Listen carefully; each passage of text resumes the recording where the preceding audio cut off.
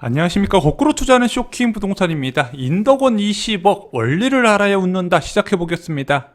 자, KB국민은행이 수도권 평균 아파트 가격을 공개했습니다. 수도권 아파트 평균 매매 가격 7억 1184만원이 나왔습니다. 2021년 기준 도시근로자 월평균 소득 4인 가득 기준으로 709만원이거든요. 자, 수도권의 아파트 평균 가격 매매 가격인 아파트 한 채 사기 위해서 100개월을 저축해야 되는 상황이 펼쳐진 겁니다.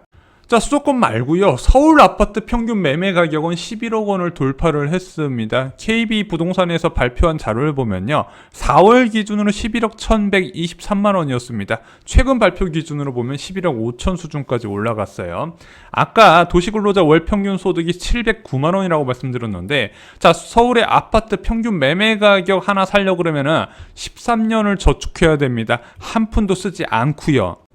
자, 월소득 709만원도 쉽지 않은 부분이죠. 그런데 이것을 9년에서 13년까지 한 푼도 쓰지 않는 것은 현실적으로 불가능합니다. 그래, 아껴서 절반 소비한다고 가정하면요, 18년에서 26년이라는 시간이 소요가 된다는 겁니다. 그런데 이런 집값이 가능한 이유가 있습니다.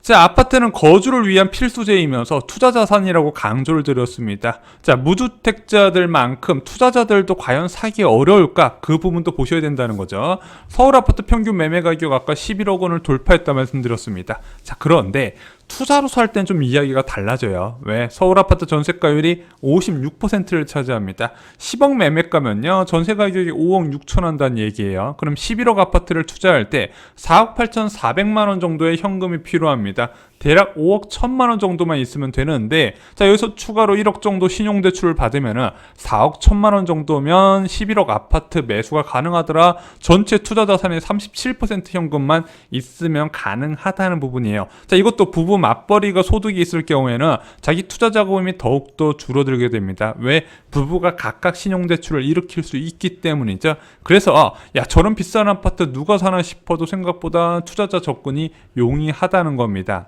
그래서 무주택자 입장에서는 와, 진짜 아파트 가격 미쳤다 싶어도요, 아파트 가치 상승에 베팅하는 투자자가 여전히 많이 있다는 겁니다. 실수자는요, 본인 자금에 맞는 주택을 찾아요. 자, 그래서 본인 자금에다가 최대한 끌어쓸 수 있는 대출을 기준으로 주택을 매수하지만, 투자자는 오를 것 같은 지역을 어떻게 해서든지 자금을 끌어서서 위험한 투자를 할 수 있다는 부분이죠. 자, 호재가 많아 주택가격 상승 기대감이 높은 지역은요, 갭투자 수요가 쉽게 접근을 할 수밖에 없습니다. 대표적으로 GTX 개통 예정지, 일반적인 도시철도와 다르게 3대 오피스 권역이 직접적으로 접근하다 보니까 아무래도 최고의 호재로 인식될 수 있겠죠. 두 번째, 광역 정비 사업 추진 지역, 예를 들어 성남 지역이나 광명, 그리고 서울 지역의 뉴타운 지역이 여기에 해당되겠죠. 낙후된 지역이 동시에 재건축이나 재개발이 진행되면서 신축 아파트 밀집 지역으로 바뀌네. 당연히 그 지역을 보는 가치도 바뀌어야 될 겁니다. 시간의 문제지, 시간이 지난 이후에는 그 지역엔 전혀 다른 주거지가 될 거기 때문입니다. 또한 대기업 이전 소식이 지속적으로 들리는 지역도 당연히 투자자 유입이 많이 있을 지역이겠죠. 자, 요즘은 이런 정보들이 온라인상에서 쉽게 구할 수 있다 보니까 갭 투자자들도 아마 이런 호재가 있는 지역 중심으로 많이 투자를 하게 됩니다. 아무리 지금 다주택자 규제를 강화해서 투자자 유입이 어느 정도 차단이 됐다 함에도 불구하고 이런 호재 지역의 갭 투자자는 지속적으로 있다는 부분이죠. 그런데 아파트 시장은요, 투자자가 몰리면 단기간에 가격이 급등하게 되어 있습니다. 왜 그럴까요? 매물이 한정적이기 때문입니다. 자, 매도자 입장에서 급매 소진만 되더라도 바로 매물 걷어들이게 됩니다. 자, 투자자 입장에서는 자, 이렇게 매물 걷어들여서 호가를 5천이나 1억 뻥튀기 시켜버려도 야, 실수요자면 안 사겠지만 투자자 입장에서는 산다는 겁니다. 왜? 내 생각엔 여기서 1억 더 줘도 남을 게 있을 거라고 보기 때문이죠. 호재가 있으면 그 아파트 가치를 다시 평가를 해야 되는데 그 재평가에 대한 기준이 투자자들이 훨씬 후하게 생각을 하기 때문인 거죠. 이 정도 호재면 지금 아파트 가격에서 1억 더 올라도 살만한 가치가 있다, 이렇게 본다는 겁니다. 이것이 실수요자의 접근 방법과 좀 다른 부분이에요. 자, 그래서 호가가 있는 지역은요, 이런 결과가 만들어지게 됩니다. GTX 인덕원 유력의 30평형 호가 20억까지 상승을 했답니다. GTX C노선에 왕십리역과 인덕원역 추가가 유력해지면서 일대 집값이 들썩거리고 있는데, 인덕원역 일대 아파트는 30평형 호가가 20억까지 나왔다고 해요. 그래서 대표적으로 인덕원 프루지오 엘센트로가 대표적으로 꼽히고 있습니다. 이 아파트 작년 초까지만 해도 12억이 안 됐었는데 최근 보면 17억 이상 최저 급매물이 유지가 되고 있죠. 거래는 적지만 신고가는 계속 찍고 있습니다. 그만큼 미래의 가치 전망을 좋게 보는 투자자가 많이 있다는 거예요. 많이도 필요 없어요. 올라간 호가에 사는 사람만 생기면 된다는 겁니다. 자, 그럼 이것이 잘못된 것일까요? 자, 여러분들, 강남 접근 철도 계획은요, 아파트 호재 중 최고로 꼽힙니다. 솔직히 안 오른 것이 이상이에요. 기본적으로 40% 이상 상승 반영한다고 보시면 될 것 같습니다.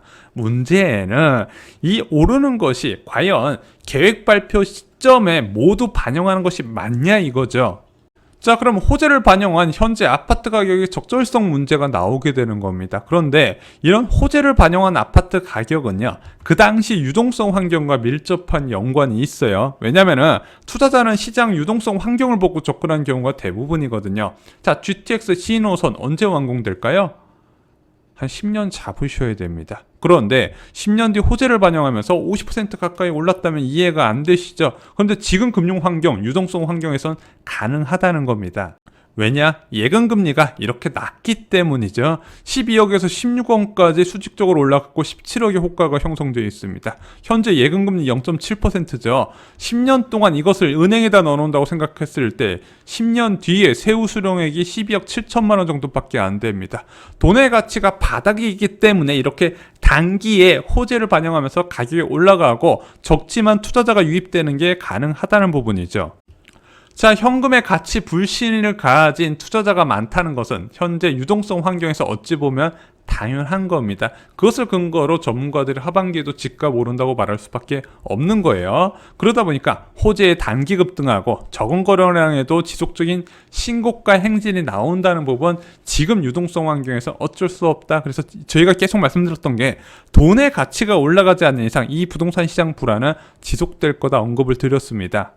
자, 그런데 모두가 아시다시피 가까운 시일 내에 금리가 올라갈 겁니다. 당초 전망보다 빠르고 자주 올릴 겁니다. 그런데 지난주에 발표된 것으로 아직 부동산 시장이 반영은 안 됐어요. 지난주에 이준환은행 총재가 연내 금리 인상 가능성과 지속적인 정상화 부분을 언급을 했습니다. 한마디로 1.25%까지는 그냥 올리겠다는 얘기예요. 그런데 이런 식으로 금리 인상 부분이 부동산 시장에 반영이 된다, 안 된다. 재건축을 제외하고는요, 실제 지속적인 금리 인상 전까지는 투자 수요 유입은 지속될 거란 거죠. 왜?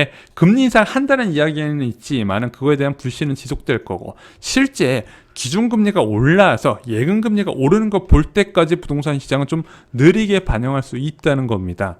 하지만 이것이 지속적으로 이루어지고 난 일정 시점 이후에는요, 이 두 가지 모두 다 과거의 일이 될 겁니다. 첫 번째가 아까 GTX 호재를 말씀드렸던 호재에 대한 단기 급등 부분, 두 번째가 적은 거래량의 지속적인 신고가 행진 부분이죠. 왜냐면은 이런 식으로 기준금리가 지속적으로 올라가서 부동산 관련 대출금리가 상승해서 수요가 대출되고 제한되고 추가로 매도자들이 자금을 옮길 장소가 생긴다는 것을 알고 있으셔야 된다는 겁니다. 자, 매도자 입장에서는 이 아파트 팔아서 예금에 넣어야지 지금은 팔아서 현금을 보관할 곳이 없어서 아파트를 움켜쥐고 있다, 이렇게 보셔야 됩니다. 투자자의 생각도 달라지게 돼요. 은행 이자가 1년에 2.5%인데 10년 뒤 완공될 아파트에 투자한다? 그만큼 투자금이 작아야 접근할 수 있겠죠. 지금처럼 막무가내로 5년 뒤에 호재, 10년 뒤에 호재 묻지만 투자 안 할 수가 있겠다는 겁니다. 그래서 은행 예금금리가 중요하다 여러 번 말씀을 드렸어요.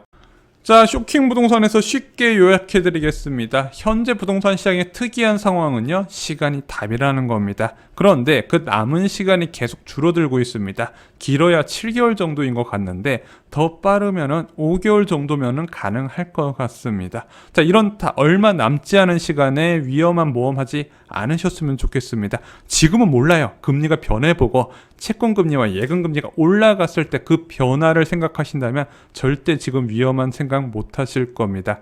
자, 최근 GTX 호재가 있는 지역에 아파트 가격이 단기 급등했던 원리에 대해서 설명을 드렸습니다. 그리고 이 단기 급등이 가능했던 유동성 환경이 앞으로 빠르게 바뀔 수 있고 그 변화하는 과정 아직까지는 실감을 못하지만 분명히 최소 7개월 뒤에는 다른 시장이 펼쳐질 것이다. 주의를 하시는 게 좋습니다. 좋아요, 구독, 공유 꼭 부탁드립니다. 감사합니다.